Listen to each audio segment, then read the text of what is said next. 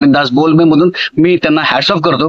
कारण की ही दशावतार ही परंपरा, ही संस्कृती, ही जी नाट्यकृती आहे ही जिवंत ठेवण्यासाठी आजही तरुण युवक जे आहेत ते दशावतार करतात. तसेच ह्या मालवणामध्ये एका गावामधील आपले दिलीप प्रभावळकर हे एक जुने जाणते दशावतारी आहेत, ज्यांचं काम असं आहे की जे दशावतार इतक्या प्रमाणात करतात, इतके वेडे आहेत ते दशावतार करताना की त्यांचा शेवटचा श्वासही दशावतार करताना जावा अशी त्यांची इच्छा असते. नेहमीच ते दशावतार करत असतात. खूप फेमस आहेत ते दशावतारी म्हणून.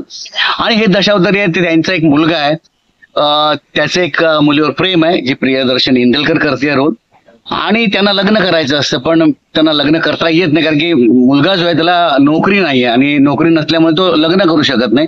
परत त्याच्यात वर्णांचा आहे किंवा उच्चवर्णीय आणि खालच्या जातीचे लोक अशा पद्धतीचं पण एक भाष्य करण्यात आलेलं आहे. आणि त्यांना लग्न करत असताना नोकरी नाही म्हणून तो प्रयत्नशील असतो मुलगा, आणि त्यातच एक इंडस्ट्रियलिस्ट येतो आणि तिकडे जागा बघतो कोकणात, आणि त्या जागेवरती आपल्याला माइन्स साठी ते ती जागा शोधतात आणि तिकडे माइन्स मिळवण्यामागे ते लागतात.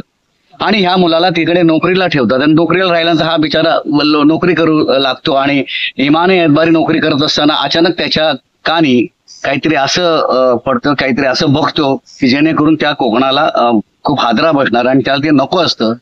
आणि त्याच्यानंतर काय होतं हे मी तुम्हाला आता सांगणार नाही, ते तुम्हाला सिनेमा जाऊन बघावं लागेल. पण खरं सांगू का मंडळी, असं इंटरव्हल पॉइंट चांगला आहे, प्रेडिक्टेबल आहे, पण ओके.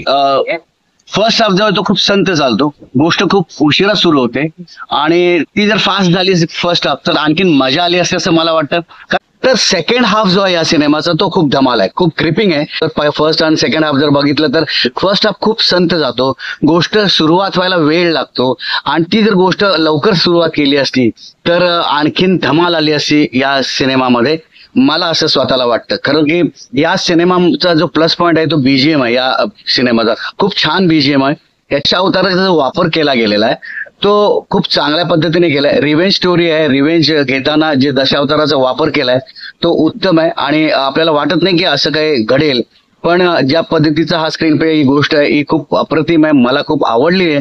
फक्त ह्या सिनेमाची गोष्ट ही 90s ची गोष्ट वाटते. अंधा कानून, आखरी रास्ता हे जे सिनेमे होते त्याच्यामध्ये जसे रिव्हेंज स्टोरी आहे तशीच रिव्हेंज स्टोरी या दशावतारामध्ये बघायला मिळते.